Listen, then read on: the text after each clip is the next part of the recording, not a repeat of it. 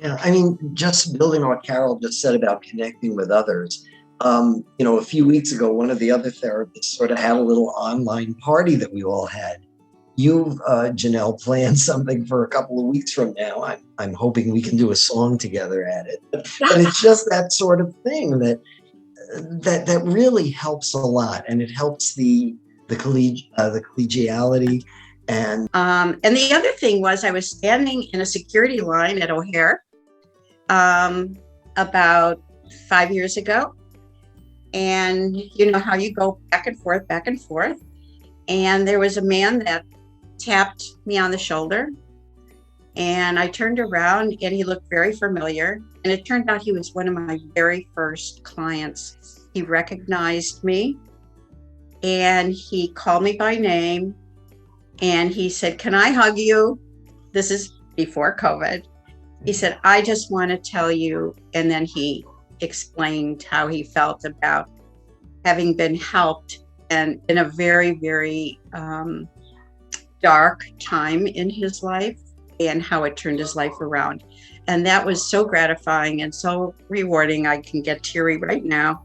And when I remember that moment, and it just lifted me. It's the rewards that we get when we know we've done a good job. And what keeps me there, I'm going to build a little bit on what Carol just said. What keeps me there, the work is compelling. I mean, that's the best word I can describe it. I look forward. I now come 2 days. I look forward to coming to YFC and dealing with the challenges of the couples. I like to say I treat couples in very difficult situations. I look forward to that. And then there is the camaraderie among the staff. There is a genuine affection of the therapists for each other. And I may say the administrative wing as well. And that's really what keeps me there. It's been liberating coming here, for me emotionally, coming and being part of YFC. And I'm just so grateful that over the years you accepted me here in a very minimal role. And now I have a greater role, but you accepted me for the 20 years that I only could be here for a few hours. I'm eternally grateful for that.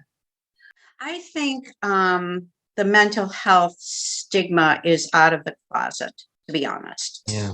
And I think that we need more education and outreach in our communities in order to further reduce the mental health stigma and continue to offer programs in the community in our county to educate.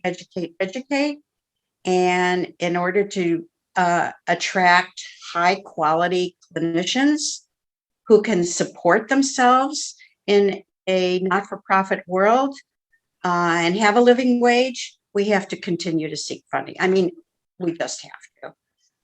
Agreed. And be more and more creative about whatever we do. Everybody's got a stake in the game. I mean, the trickle-down effect. But I mean, to talk about supervision, I mean, I felt so fortunate to have basically in the 20 some odd years I've been here, I've had two supervisors, John McDevitt and Carol. And Carol not just has wisdom, but I've learned from her how to be much more empathic with my clients. One of the fabulous things about being a therapist at Youth and Family is everybody has the opportunity for supervision. And some years I've taken more advantage of it than others. But everybody, Carol has told me she goes for supervision periodically on certain cases. I mean, we all have that opportunity. And then last month and this month, I've been asked to, in effect, supervise the emerging therapist group, which blows me away because although I'm there giving them, imparting my so-called wisdom to them, I, as Carol said, I am learning from them. The cases that I talk to them about, I ask their opinions of. So that's been one of the wonderful things that YFC does. The consultation groups that we have every Thursday, every therapist here is part of a consultation group.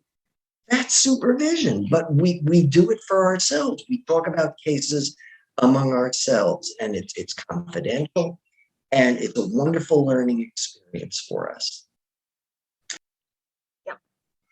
And I want to share for our guests that at YFC,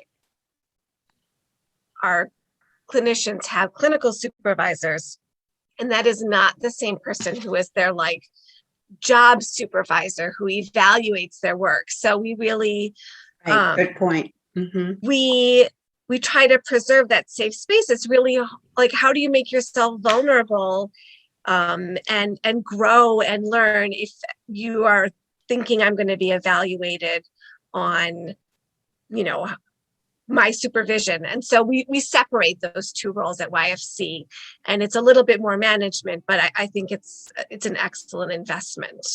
And Carol, I know you make very deep relationships, and then you do the amazing job of keeping up with everybody. I don't know how you do it. Mm-hmm. I count on you to show me baby pictures and Mm-hmm. wedding pictures of Mm-hmm. former interns and Mm-hmm. former YFC employees. So you have an amazing network. Yeah, it's really been a joy.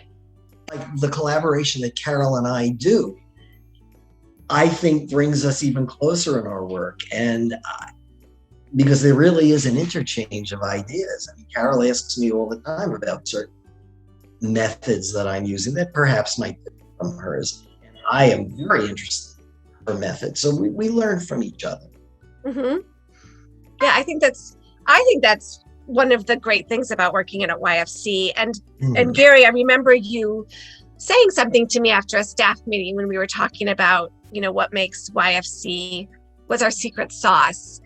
And you said to me, you let us be all in with our clients and you provide the support that we need to be able to be totally available and for our clients. So we provide the support. So I'm glad that we do all of these things and that it really is, it's for you, but it's also for our clients, right?